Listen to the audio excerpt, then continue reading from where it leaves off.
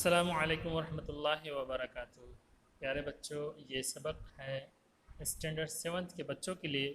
अब तक के हमने सबक में उर्दू की बुक से बहुत सारे कहानियों और नज़्म को और दीगर मालूमात हासिल की हैं, यानी उर्दू बुक से पढ़ी हैं। आज हम उर्दू ग्रामर से कुछ चीज़ें पढ़ेंगे। सबसे पहले देखें क़वायद में यानी ग्रामर में इस्तेमाल होने वाली कुछ इस्तिलाहात। इस्तिलाहात कहते हैं इस्तिलाह की जमा को। अब इस्तिलाह किसको कहते हैं कि अगर किसी चीज़ के बारे में एक कौम, एक ग्रोह, एक यूनिटी अगर ये बोल दे कि फ़लाँ चीज़ को हम ये कहेंगे, तो इस चीज़ को कहने को यानी तमाम लोगों को इस चीज़ पर एग्री होने को, मुत्तफ़िक होने को इस्तिलाह कहते हैं। तो देखें, सबसे पहले है पहला नंबर में मद। ये अलामत सिर्फ अलिफ पर लगती है। जिस अलिफ पर मद होता है उसे खींचकर पढ़ा जाता है। आप इसको ध्यान दें कि जहाँ भी आकार यानी जिस पे खींचने वाली थोड़ी सी आवाज़ आती है उसके ऊपर मद लगा रहता है, और जिस अलिफ पर मद आए उसे ममदूद कहते हैं। जैसे आम, क्या कहते हैं? आम, आग, आन। दूसरे में अलिफ मकसूरा, जो अलिफ खींच कर ना पढ़ा जाए, जैसे अब, अगर, अदब वगैरह। तो आप अलिफ की दो किस्में हो गई, अलिफ मकसूरा और अलिफ ममदूदा। अलिफ ममदूद और अलिफ मकसूर। ममदूद किसको कहते हैं? जिसको खींच करके पढ़ेंगे, और मकसूर उसको कहते हैं जिसको बग़ैर खींचे यानी जल्दी पढ़ेंगे। अब आगे देखिए वाय मारूफ और वाय मजहूल। जिस तरीके से अलिफ की दो किस्में हो गई, उसी तरीके से वाव की भी दो किस्में हो रही है। जिस वाव से पहले पेश हो और खुलकर वाव की आवाज़ आई, जैसे दूर, नूर, तो वाव के पहले वाले हर्फ पर क्या यहाँ पे पेश दिख रहा है, यहाँ पेश दिख रहा है। दूसरे में भी मिसाल पे भी क्या है, पेश दिख रहा है। तो इसको वाव मारूफ कहते हैं। और वाव मजहूल किसको कहते हैं? कि जहाँ वाव खुद साकिन हो और उससे पहले आने वाले हर्फ पर ज़बर की बुआ पाई जाए, जैसे होश, जोर, जोश वगैरह। हालांकि पेश है लेकिन इस पर हल्की सी किस चीज़ की बू आ रही है? ज़बर की बू आ रही है, तो इसको वाव मजहूल कहते हैं। बू आना का मतलब क्या है कि रियल में नहीं होना है, हल्की यानी हल्की सी बू आ रही। होश, होश, होश, यानी ज़बर की हल्की सी बू आ रही है। अब आगे देखिए 5वें नंबर में सुकून। सुकून, किसी हर्फ के बाद कोई गैर मुतहर्रिक हर्फ आए तो उसे साकिन कहते हैं। आमतौर पर उर्दू में लिखते वक्त कोई अलामत ज़बर ज़ेर पेश नहीं लगाई जाती है। कुरान पढ़ते वक्त बच्चों को सिखाने के लिए अल्फाज पर जज़म लगाया जाता है,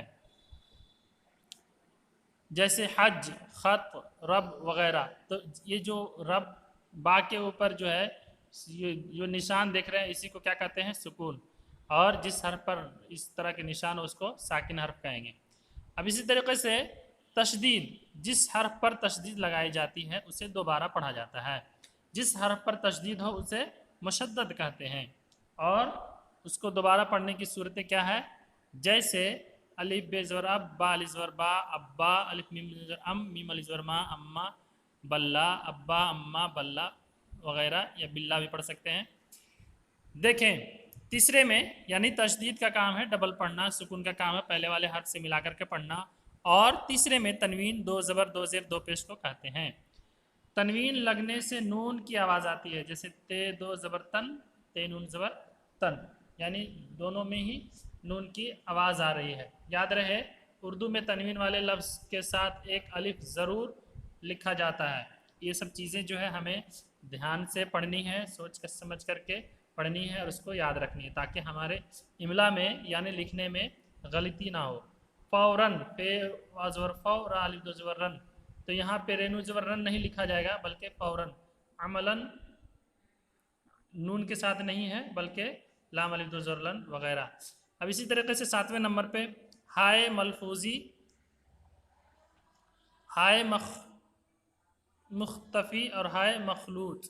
ये जो तीन हा है, अब ये तीनों हा को कैसे इस्तेमाल करते हैं उसको देखें कि हाय मलफूज जिस लफ्ज़ के आखिर में ये इस्तेमाल होता है वहाँ वाज़ेह तौर से उसकी आवाज़ निकलती है, जैसे आ, वाह, ये हाय मलफूजी है।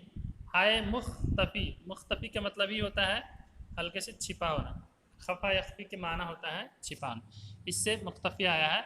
इसकी आवाज़ पूरी तरह खुलकर नहीं निकलती लेकिन महसूस होती है, जैसे साया, बक़िया, जुमा वगैरह। हाय मखलूत दो चश्मी हा, खल्त मल्त के माने होता है मिलना, तो ये जो है मिल करके मिलता है, तो दो चश्मी हा को हाय मखलूत कहते हैं।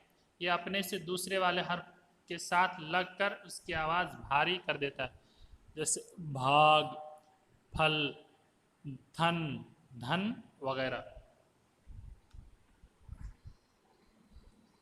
और अब तो हा की दो तीन किस्में हो गई। अब या की भी देखें, दो किस्में हैं, या मारूफ और या मजहूल। या जिस या की आवाज़ खींच कर निकलती है उसे या मारूफ कहते हैं, जैसे पानी, दादी, नी वगैरह। और या मजहूल जिस या को खींच कर ना पढ़ा जाए उसे या मजहूल कहते हैं, जैसे बेटा, मेरा, नेता वगैरह। अब आगे आपके इस सबक से रिलेटेड कुछ सवाल हैं और उसके जवाब इसमें मौजूद है। सबसे पहला सवाल है, अलिफ अलिफ मद और अलिफ मकसूरा का फ़र्क बताएं, यानी अलिफ ममदूदा और अलिफ मकसूरा का फ़र्क बताएं। तो सीधा जवाब है, जिस अलिफ पर मद लग जाए उसे, जिसे खींचकर पढ़ा जाए उसे मद कहते हैं। और मद और अलिफ मकसूर का फ़र्क, और जिसको खींच कर ना पढ़ा जाए उसको मकसूर कहते हैं, अलिफ मकसूर कहते हैं। अब उसी तरीके से दूसरा सवाल है, वाय मारूफ और वाय मजहूल का फ़र्क। जिस वा से पहले पेश हो मारूफ कहलाता है, जैसे दूर, यानी उसको पूरा बिल्कुल पढ़ा जाए। जिस वा पर खुद वा साकिन हो, उससे पहले ज़बर हो उसको, जैसे ज़बर की बू हो, जैसे होश वगैरह। उसी तरीके से तशदीद और तनवीन में फ़र्क। तशदीद जिसको दो दो बार पढ़ते हैं, और तनवीन दो ज़बर दो ज़बर दो पेश को कहते हैं। इसी तरीके से चौथा सवाल सेम है, उसका जवाब भी वही होगा। नीचे दिए गए अल्फाज में हाय मलफूजी और हाय मुख्तफ़ी और हाय मखलूत बताएं। साया मुख्तफ़ी है, आह मलफूजी है, घर मखलूत है, वाह मलफूजी है, बकिया मुख्तफ़ी है, और जुमा मुख्तफ़ी है, भाग मखलूत है। और आगे देखें, बस इन्हीं सवालों और जवाबों के साथ ये आपका 7 क्लास स्टैंडर्ड 7 के बच्चों का जो उर्दू ग्रामर का पहला चैप्टर मुकम्मल हुआ। अब फिर मिलेंगे दूसरे चैप्टर में इंशाअल्लाह। अस्सलामु अलैकुम वरहमतुल्लाह।